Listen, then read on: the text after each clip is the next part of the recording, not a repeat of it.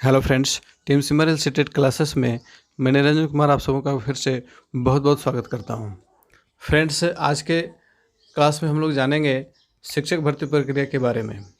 एक शिक्षक बनने के लिए आप लोगों को कौन कौन सी क्वालिफ़िकेशंस, एजुकेशनल के साथ साथ प्रोफेशनल क्वालिफ़िकेशंस क्या होने चाहिए, इन सारी चीज़ों के बारे में आज हम लोग चर्चा करेंगे और समझेंगे कि एक शिक्षक बनने के लिए किन किन प्रक्रियाओं से आपको गुजरना पड़ता है। तो चलिए शुरू करेंगे, लेकिन उससे पहले आपके सामने स्क्रीन पर एक इंगेजमेंट वर्क है। आप इस इंगेजमेंट वर्क को कीजिए। इसका आंसर फिर मैं लास्ट में देता हूँ। इसे आपको ये जो पद दिख रहे हैं, इन्हें बढ़ते क्रम में सजाना है। ठीक है, आप इन्हें बढ़ते क्रम में सजाएं। उसके बाद फिर आगे हम लोग इसके बारे में डिस्कशन करेंगे। दरअसल ये जो पोस्टेज हैं, PRT level first, level second, और पीजीटी, टीजीटी, प्रोफेसर्स, ये सब क्राइटेरिया, किन क्राइटेरिया को पूरा करने के बाद हम इन पदों तक पहुंच सकते हैं। ठीक है, तो चलिए समझेंगे इन चीज़ों को। सबसे पहले जानेंगे कि आपके पास मिनिमम एजुकेशनल क्वालिफ़िकेशंस क्या होने चाहिए। तो जैसा कि आप सभी को मालूम होगा कि एक शिक्षक बनने के लिए अलग अलग पद हैं, अलग अलग पोस्ट्स हैं। जैसे कि पीआरटी, तो पीआरटी में 2 लेवल हैं, level first and level second. Level first 1 to 5 class के लिए, लेवल सेकेंड जो है वो 6 to 8 के लिए है। इसके बाद आगे जब बढ़ते हैं तो आता है TGT, trained graduate teacher. High school, +2 schools के लिए ये टीजीटी के क्वालिफ़िकेशंस होने चाहिए। इसके बाद आते हैं पीजीटी पे, post graduate teachers. Post graduate teachers भी जो है +2 स्कूल्स के लिए होते हैं। इसके बाद कॉलेजों में प्रोफेसर्स के लिए, प्रोफेसर का जो क्राइटेरिया होता है, असिस्टेंट प्रोफेसर, एसोसिएट प्रोफेसर और सीनियर प्रोफेसर। तो इस तरह से शिक्षकों का ये जो क्रम है, ये क्रम इस प्रकार से चलता है। आप लोगों को आंसर मिल गया होगा। तो चलिए अब बात करेंगे कि आपके पास क्वालिफ़िकेशंस क्या क्या होने चाहिए। तो देखेंगे आपके पास minimum qualification PRT level first के लिए इंटरमीडिएट प्लस डीएलएड होना चाहिए। आप बीएड भी हो सकते हैं। बीएड में एक क्राइटेरिया है। क्या क्राइटेरिया है कि आपकी नियुक्ति के बाद आपको 6 महीने का एक संवर्धन कोर्स करना होता है, जो इग्नू कराती है। इग्नू के द्वारा 6 महीने का संवर्धन कोर्स कराया जाता है, क्योंकि बीएड जो है वो specially high school, upper middle school classes के लिए है। ठीक है, लेकिन पीआरटी लेवल फर्स्ट के लिए भी बीएड को मान्यता दी गई है, मान्यता प्रदान की गई है। उसके साथ एक शर्त ये रखा गया है कि 6 महीने का आपको बेसिक एलिमेंट्री एजुकेशन का जो ट्रेनिंग प्रोग्राम होता है इग्नू के द्वारा, इसे आपको करना होता है। ठीक है, अब इसके पेमेंट के ऊपर चर्चा कर लेते हैं थोड़ा सा। पे स्केल क्या होता है? तो इसका पे स्केल जो सेंट्रल गवर्नमेंट का है, वो सेंट्रल गवर्नमेंट का पे स्केल आप देखो तो 9300 से 34,800 का पे स्केल है। और राज्य सरकारों की बात करें तो राज्य सरकारों में, अलग अलग राज्यों में ये डिफ़र होता है। ठीक है, अलग अलग राज्यों में ये अलग अलग हो सकता है। यदि राज्य सरकार केंद्र सरकार के हूबहू पे स्केल को लागू करती है तब तो कोई डिफरेंस नहीं होगा, लेकिन यदि राज्य सरकारें अपना कोई पे स्केल लागू करती है, जैसे बिहार सरकार की बात करें तो बिहार सरकार ने नियमित शिक्षकों के कैडर को ही मृत घोषित कर दिया है, और अब यहाँ जितने भी शिक्षकों की बहाली होती है वे सभी नियोजित शिक्षक होते हैं। तो इनकी जो बहाली होती है तो इनका पे स्केल बड़ा अजीबोगरीब है। इसके पे स्केल को इस तरह से बनाया गया है, इस तरह से तैयार किया गया है कि इसके समझ पाना आपके लिए बहुत मुश्किल हो जाता है, क्योंकि ना तो ये सेंट्रल गवर्नमेंट को फॉलो करते हैं और ना ही ये संविदा कर्मी वाले जो एक मुफ्त वेतन होता है उसको फॉलो करते हैं। इनका अपना अलग क्राइटेरिया है। पे स्केल आपको 5200 से 20,200 का मिलता है। उसके साथ साथ आपको टीए, डीए, एचआरए जो भी है वो सब कुछ मिलता है। अब बहुत ज़्यादा आप लोगों को पता ही होगा कि बहुत ज़्यादा संघर्ष यहाँ के शिक्षकों ने किया है पेमेंट के लिए, पे स्केल के लिए। तो अब जाकर के कुछ सुधार हुआ है और पीएफ वगैरह भी कटने लगा है, लेकिन पीएफ का भी अपना ही अलग रूल है। जैसा कि आप सबको मालूम होगा कि पीएफ जितने भी कर्मचारी लोग होते हैं तो उनका जो बेसिक पे होता है, तो बेसिक पे के ऊपर कटता है। लेकिन यहाँ नियोजित शिक्षकों के लिए 15,000 का फिक्स रेट है। 15,000 पर ही आपका पीएफ कटता है। 15,000 का 18% वो आपका पीएफ कटता है। तो खैर, ये तो राज्य सरकारों के बस में है, हम लोगों के हाथों में नहीं है। हम लोगों के हाथों में है कि किस तरह से एक टीचर के पद तक पहुंचना है। तो उसके लिए क्या क्या क्वालिफ़िकेशंस होनी चाहिए, इन सारी चीज़ों के बारे में हम लोग सोचेंगे और उसे अचीव करेंगे। ठीक है, जितना बेहतर हम अचीव करेंगे उतना बेहतर हमारा आगे भविष्य होगा। और एक शिक्षक बनना केवल पैसों के लिए ही नहीं है, अपितु यह एक समाज सेवा है। यह एक राष्ट्र निर्माण के योगदान में आपका एक बहुत बड़ा अहम योगदान हो सकता है। राष्ट्र निर्माता की पदवी दी गई है शिक्षकों को, क्योंकि एक शिक्षक बच्चों में वो सब कुछ डालते हैं जो उसके समाज के लिए, जो उसके राष्ट्र के लिए ज़रूरी होता है। तो खैर, उन सब चीज़ों की चर्चा फिर कभी। अभी हम लोग चर्चा करेंगे कि कौन कौन सी प्रक्रियाओं से आपको गुजरना पड़ेगा। एलिजिबिलिटी को आप देखें, पीआरटी लेवल फर्स्ट के लिए इंटरमीडिएट प्लस डीएलएड या बीएड, लेवल सेकंड के लिए ग्रेजुएशन प्लस डीएलएड या बीएड। ठीक है, अब पीआरटी के बाद आगे की बात करेंगे तो आगे आता है टीजीटी और पीजीटी। टीजीटी और पीजीटी में आपको ग्रेजुएशन के साथ साथ पोस्ट ग्रेजुएशन और उसके साथ साथ बीएड होना मस्ट है। डीएलएड के बलबूते पर आप पीजीटी या टीजीटी नहीं बन सकते हो, वहाँ पे आपको बीएड मस्ट है। तो बीएड आपको करना होगा वहाँ पे। अब देखेंगे कि क्वालिफ़िकेशंस तो आपके पास आ गए हैं। अब बारी आती है कि शिक्षक भर्ती प्रक्रिया में कैसे पहुँचेंगे। तो वहाँ तक पहुँचने के लिए सबसे पहले आपको सीटेट क्लियर करना होगा। CTET is the minimum qualification. ठीक है, एक शिक्षक बनने के लिए जो न्यूनतम अर्हता है वो आपका सीटेट होता है या राज्यों का टेट होता है। बहुत सारे राज्य अपना टेट अलग कंडक्ट करवाते हैं, हालांकि वहाँ सीटेट भी मान्य होता है। ऐसा नहीं है कि राज्य सरकार का टेट करने के बाद ही आप वहाँ जा सकते हो। यदि आपने सीटेट किया है तो पूरे भारत में कहीं भी आप शिक्षक बनने के योग्य हो। ठीक है, तो सीटेट मिनिमम क्वालिफ़िकेशन है। आप मान लो कि पीआरटी लेवल फर्स्ट के लिए तैयारी कर रहे हो, तो आपका क्वालिफ़िकेशन इंटरमीडिएट प्लस डीएलएड, उसके बाद आपको सीटेट क्लियर करना होगा। सीटेट क्लियर करने के बाद आपको प्रोसेस में आना होगा शिक्षक भर्ती प्रक्रिया में। अब इसमें क्या होगा कि जब राज्य सरकारें शिक्षक भर्ती के लिए विज्ञापन निकालेंगी और विज्ञप्ति जारी करेंगी जहाँ रिक्त पद होंगे, ठीक है, तो वहाँ पे आपको अब फॉर्म भरना होगा। अब इसमें कुछ राज्य सरकारें अपनी परीक्षा अलग करवाती हैं। ठीक है, आपके पास intermediate plus DElEd plus CTET है। ठीक है, पेपर फर्स्ट यानी कि 1 to 5 के लिए, पीआरटी लेवल फर्स्ट के लिए इतनी सारी क्वालिफ़िकेशन आपके पास हैं। इसके बावजूद कोई राज्य सरकार खुद अपना परीक्षा अलग से करवा सकती है, या आप केवीएस में जाना चाहते हो तो केवीएस भी अपना परीक्षा फिर से अलग करवाती है। फिर वहाँ पे आपको फॉर्म भरना होगा, वहाँ पे परीक्षा में उत्तीर्ण होना होगा, और परीक्षा में उत्तीर्ण होने के बाद आपका मेरिट बनता है, मेरिट लिस्ट होता है। और राज्य सरकारों में सीधे बहाली भी होती है। सीधे बहाली का मतलब कि आपके पास मैट्रिक और तो होना ही है, मैट्रिक, इंटर, डीएलएड, ठीक है, और सीटेट। इसके बाद आपको प्रोसेस में आना होगा राज्य सरकार की बहाली में। तो राज्य सरकार की बहाली में आने के बाद आपको फॉर्म भरना होगा जहाँ पे आप नियुक्ति चाहते हो, और उसके बाद आपका मेरिट बनता है। मेरिट लिस्ट में मार्क्स की बहुत वैल्यू होती है। जैसा कि आप सबों को पता होगा कि सीटेट के मार्क्स काफ़ी वैल्यूएबल होते हैं। बहुत सारे लोग कहते हैं कि केवल सीटेट पास कर लेना ही काफ़ी है, ऐसा नहीं है। सीटेट के मार्क्स का वेटेज मिलता है। जब मेरिट लिस्ट बनता है ना, तो वहाँ पे सीटेट या टेट के मार्क्स का वेटेज मिलता है। और चूँकि मैं इस प्रोसेस से गुजरा हुआ हूँ तो मुझे मालूम है। मेरे 95 मार्क्स थे तो मुझे 2 बोनस अंक मिले थे, और 2 बोनस अंक से काफ़ी फ़र्क पड़ता है। एक बोनस अंक भी अगर मिलता है ना तो काफ़ी फ़र्क पड़ता है।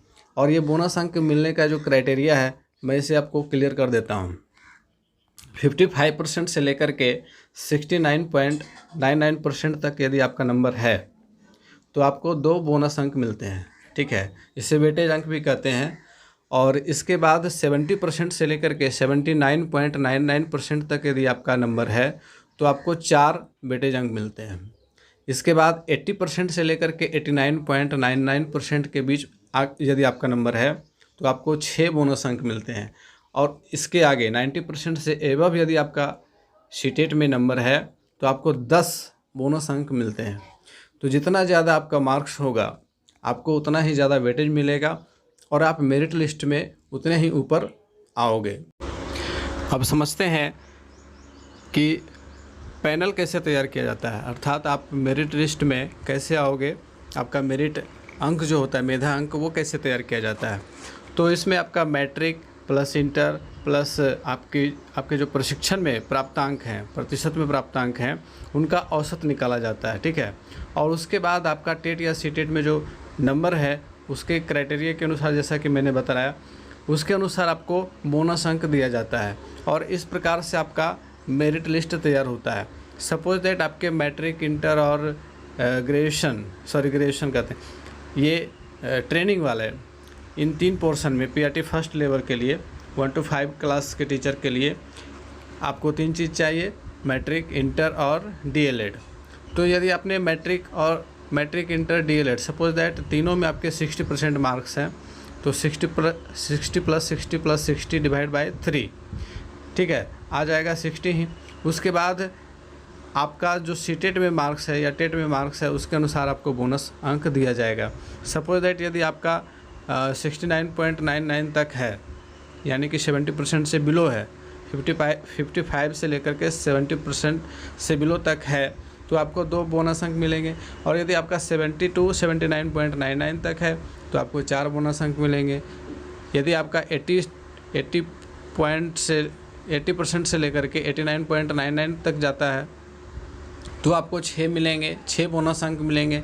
और यदि आपका 90% से एबव मार्क्स है तो आपको 10 बोनस अंक मिलेंगे। और इस प्रकार से आपका मेरिट लिस्ट तैयार होता है, ठीक है। और मेरिट लिस्ट में आने के बाद ही आपका सिलेक्शन होता है और जितनी रिक्ति होती है उससे 10 गुना ज़्यादा अभ्यर्थियों की सूची तैयार की जाती है, ठीक है। अब सपोज दैट किसी नियोजन इकाई में 100 सीट रिक्त हैं और वहाँ पे 5000 अभ्यर्थियों ने अप्लाई किया है, आवेदन दिया है, तो वहाँ पे 100 × 10 1000 अभ्यर्थियों का मेरिट लिस्ट तैयार होगा। और यदि आप उस 1000 में आते हैं तो वहाँ पे आपको उस दिन काउंसलिंग के लिए बुलाया जाएगा, ठीक है। अब मान लीजिए कि 100 सीट में जो 1000 का लिस्ट बना हुआ है तो 1000 में आपका पोजीशन कहाँ पे है, और ऊपर क्रम से लेकर के काउंसलिंग शुरू की जाती है, ठीक है। ऊपर क्रम से काउंसलिंग शुरू की जाती है, उसी में कैंडिडेट, अगर आपके पोजीशन से पहले ही कैंडिडेट 100 पूरे हो जाते हैं तो फिर आपका सिलेक्शन वहाँ भी नहीं होता है। यदि आपके बाद भी सीट रिक्त रह जाता है तो फिर वहाँ पे दोबारा सूची निकाली जाती है। फिर जितने सीट रिक्त रह जाते हैं, मान लीजिए कि 100 में से 75 पूरे हो गए, 25 बच गया, तो फिर 25 × 10 250 का लिस्ट फिर से निकलेगा।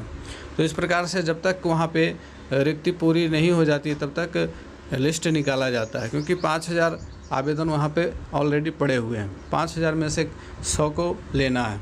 तो इसी प्रकार से मेधा सूची तैयार की जाए। 60% जो है क्राइटेरिया कि 60% आने पर पास हो जाना है, 90 नंबर, उसको लेकर के चलते हैं। तो आपको ऐसा नहीं करना है, आपको कम से कम 120 अंकों का टारगेट लेकर के चलना है, तब जा कर के आपका अच्छा वहाँ पे परफॉर्मेंस होगा। और जितना ज़्यादा अच्छा आप कर पाते हो आपको फिर बहाली के दौरान, भर्ती प्रक्रिया के दौरान आपको उतना ही ज़्यादा बेनिफिट मिलेगा, ठीक है। और इसका प्रूफ मैं आपको स्क्रीन पे दिखा रहा हूँ। आप देखेंगे कि जो अभी वर्तमान समय में बिहार में जो बहाली प्रक्रिया चल रही है, लंबित है अभी, तो उसकी जो मेधा सूची तैयार की गई है, आप वहाँ देखें कि सीटेट के वेटेज अंक किस तरह से निर्धारित किए गए हैं और मैंने जो क्राइटेरिया बतलाया है उसी के अनुसार से तैयार किए जाते हैं। और चूँकि मैं खुद इस बहाली प्रक्रिया से होकर के गुजरा हुआ हूँ तो ये मुझे बिल्कुल पता है। और यहाँ तक कि प्रशिक्षण के लिए डाइट में एडमिशन के लिए भी इसी प्रकार का नियम था। वहाँ भी वेटेज मिलता था और उस वेटेज के कारण ही मेरा सिलेक्शन हो पाया था। तो वेटेज अगर एक अंक का भी मिल जाता है ना, तो ये काफ़ी वैल्यू करता है। आप उस पैनल में आ सकते हो, तो पैनल में आने के बाद ही आपका चयन होता है, अन्यथा आप छट जाओगे। तो मार्क्स हर जगह वैल्यू करते हैं। आपके जितने ज़्यादा मार्क्स होंगे, आपको उतना ही ज़्यादा अच्छा वैल्यू मिलेगा, आपका मेधा अंक उतना ही ज़्यादा बेहतर बनेगा और आप जहाँ भी फॉर्म अप्लाई करोगे तो वहाँ आपके चांसेस ज़्यादा रहेंगे सिलेक्शन होने के। तो इस तरह से सिलेक्शन का पूरा प्रोसेस होता है। अब बात करेंगे इसके बाद वाले लेवल्स की, जैसे कि पीजीटी या टीजीटी। तो टीजीटी के लिए आपके पास ग्रेजुएशन के साथ साथ बीएड होना चाहिए या मास्टर्स के साथ बीएड होना चाहिए।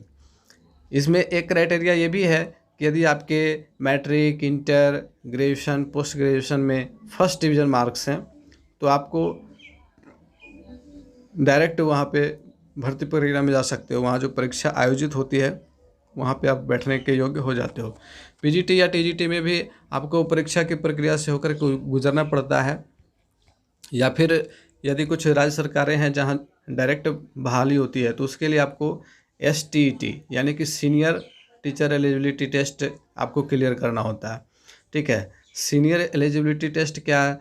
तो उसमें आपको हाई स्कूल के लिए क्लास 9, 10 और साथ ही साथ 10+2 के लिए 2 पेपर होते हैं। उसमें भी STET में भी 2 पेपर होते हैं। फर्स्ट पेपर जो है वो हाई स्कूल के लिए है और सेकंड पेपर 10+2 के लिए है। तो यदि आप वहाँ पे दोनों क्लियर करते हो और उसमें शामिल होने के लिए, STET में शामिल होने के लिए आपके पास मिनिमम क्वालिफिकेशन बीएड होना चाहिए। DLED के बदौलत आप नहीं जा सकते हो, आपके पास कम से कम बीएड की डिग्री होनी चाहिए। तो वहाँ पे आप देखोगे कि आपके पास ग्रेजुएशन प्लस बीएड और उसके बाद STET का सर्टिफिकेट होना चाहिए, तब आप वहाँ पे प्रोसेस में जाते हो शिक्षक भर्ती प्रक्रिया में। और फिर वही सारी प्रक्रिया वहाँ भी लागू होती है जो PRT में होती है। जैसा मैंने कि आप लोगों को बतलाया कि किस प्रकार से मेधा सूची तैयार की जाती है, और यदि आप पैनल में आ जाते हो तो आपका सिलेक्शन वहाँ पे होता है। और इसके बाद की बात करें, यदि आप प्रोफेसर बनना चाहते हो तो आपके पास कौन कौन से क्वालिफिकेशंस होने चाहिए। तो फ्रेंड्स, जो प्रोफेसर्स होते हैं उनकी 3 कैटेगरी हैं। पहले 6 कैटेगरी थे, लेकिन अब इसको ख़त्म करके मात्र 3 ही कैटेगरी रखा गया है: assistant professor, associate professors and senior professor. Direct senior professor पे बहाली नहीं होती है। सबसे पहले आपको असिस्टेंट प्रोफेसर में ही आना होता है। फिर जैसे जैसे आपका परफॉर्मेंस बेटर होता जाता है, आपका लेवल आगे बढ़ता जाता है। तो असिस्टेंट प्रोफेसर बनने के लिए आपको क्या करना होगा, आपके पास कौन कौन से क्वालिफिकेशंस होने चाहिए। तो इसके लिए सबसे ज़रूरी है masters degree with minimum 55% marks. ठीक है, 55% कम से कम मार्क्स होने चाहिए। आरक्षण वालों को 5% का छूट मिलता है, लेकिन कम से कम 55% मार्क्स तो अनिवार्य हैं। इसके बाद आपका नेट क्लियर होना चाहिए। ठीक है, अब नेट क्या है? तो नेट का मतलब नेशनल एलिजिबिलिटी टेस्ट। जैसे सीटेट होता है उसी तरह से नेट की परीक्षा भी होती है, और नेट की परीक्षा NTA कराता है, नेशनल टेस्टिंग एजेंसी जो है हमारे भारत का टॉप लेवल का एग्ज़ाम कंडक्ट करने वाली संस्था है NTA। तो NTA के द्वारा ये एग्ज़ाम कंडक्ट होता है ऑनलाइन, नेट का एग्ज़ाम। और इसमें 2 पेपर होते हैं। पेपर फर्स्ट सबके लिए कॉमन होता है, और पेपर सेकेंड ये आपका जो पार्टिकुलर सब्जेक्ट है जिसे लेकर के आपने ग्रेजुएशन किया है, पोस्ट ग्रेजुएशन किया है, तो उन्हीं सब्जेक्ट से इसमें सवाल होते हैं। और इसमें पेपर फर्स्ट जो है वो आपका 50 प्रश्नों का प्रश्न पत्र होता है, और इसमें प्रत्येक 2-2 अंक के प्रश्न होते हैं। वहीं पेपर जो सेकेंड है वह 100 अंकों का 100 प्रश्न उसमें होते हैं। अंक प्रत्येक प्रश्न पर 2 अंक हैं तो 200 अंक। ठीक है, और नेगेटिव मार्किंग नहीं होती है, ये सबसे बड़ा प्लस पॉइंट होता है इसमें। लेकिन क्वेश्चन का जो लेवल है वो काफ़ी वास्ट होता है, काफ़ी विस्तृत व्यापक क्षेत्र में जाकर के वहाँ सवाल पूछे जाते हैं। लेवल फर्स्ट यानी पेपर फर्स्ट की बात करें तो उसमें 10 यूनिट हैं, 10 अलग अलग यूनिट हैं। यदि आप कहेंगे तो मैं नेट पर भी अलग से एक वीडियो बना करके डाल दूंगा, वहाँ पे हम डिटेल से चर्चा कर लेंगे उसके सिलेबस वगैरह की। तो प्रोफेसर बनने के लिए न्यूनतम जो योग्यता होनी चाहिए वो है masters degree plus net. PhD यदि आपने किया है तो पीएचडी करने वालों को भी इसमें सिलेक्शन लिया जाता है, लेकिन नेट पास करना अनिवार्य है। यदि आपने बहुत पहले 1999 के आसपास पीएचडी किया हुआ है तो आपको नेट की आवश्यकता नहीं पड़ेगी। तो फ्रेंड्स, आज के इस क्लास में हम लोगों ने समझा कि किस प्रकार से शिक्षक भर्ती प्रक्रिया होती है, किस प्रकार से आपका सिलेक्शन हो सकता है। तो अब आपका एम क्या होना चाहिए ये आपको निर्धारित करना है कि किस प्रकार से आप किस कैटेगरी में जाना चाहते हो, किस क्राइटेरिया में जाना चाहते हो, पीआरटी लेवल फर्स्ट में या लेवल सेकंड में। पे स्केल आप लोगों ने देखा होगा स्क्रीन पर, पे स्केल के बारे में मैं ज़्यादा विशेष चर्चा नहीं करना चाहूँगा ये, क्योंकि ये सभी लोगों को मालूम ही होता है कि पे स्केल क्या होता है। तो आप देखोगे कि आपको किस क्राइटेरिया में जाना है, पीआरटी लेवल फर्स्ट में जाना है या लेवल सेकंड में जाना है। यदि आपने डीएलएड किया हुआ है, आपके पास इंटरमीडिएट की डिग्री है, तो आप लेवल फर्स्ट के लिए योग्य हो। यदि आपने ग्रेजुएशन किया है और डीएलएड किया हुआ है तो आपको सीटेट पेपर 2 में भी बैठने का मौका मिलेगा। दोनों पेपर आप निकाल करके दोनों ही क्षेत्रों में जा सकते हो आराम से। यदि आपने बीएड किया हुआ है और आपके पास मिनिमम क्वालिफिकेशन ग्रेजुएशन है तो आप टीजीटी तक ट्राई कर सकते, टीजीटी तक तैयार कर सकते हो, क्योंकि पीजीटी के लिए आपके पास पोस्ट ग्रेजुएशन होना चाहिए, क्योंकि पीजीटी का फुल फॉर्म ही होता है पोस्ट ग्रेजुएट टीचर्स, ठीक है। और टीजीटी का फुल फॉर्म होता है ट्रेंड ग्रेजुएट टीचर्स। तो आप यदि ग्रेजुएट हो तो टीजीटी तक जा सकते हो, यदि आप पोस्ट ग्रेजुएट हो प्लस बीएड आपके पास है तो आप पीजीटी तक जा सकते हो। तो फ्रेंड्स, आज के क्लास में उम्मीद है कि आप लोगों को कुछ सीखने को मिला होगा और आपके पास आपके दिमाग में ये बातें क्लियर हो गई होंगी कि किस प्रकार से शिक्षक भर्ती की प्रक्रियाएं होती हैं, किस प्रकार से मेधांक तैयार किया जाता है, पैनल में आप कैसे शामिल हो सकते हो, आपके पास मार्क्स जो हैं तो मार्क्स की क्या वैल्यू है। इन सारी बातों को मैंने क्लियर किया है। उम्मीद है कि आप लोगों को वीडियो अच्छा लगा है तो लाइक और सब्सक्राइब करना ना भूलेंगे। मिलते हैं फिर से अगले क्लास में। Good bye.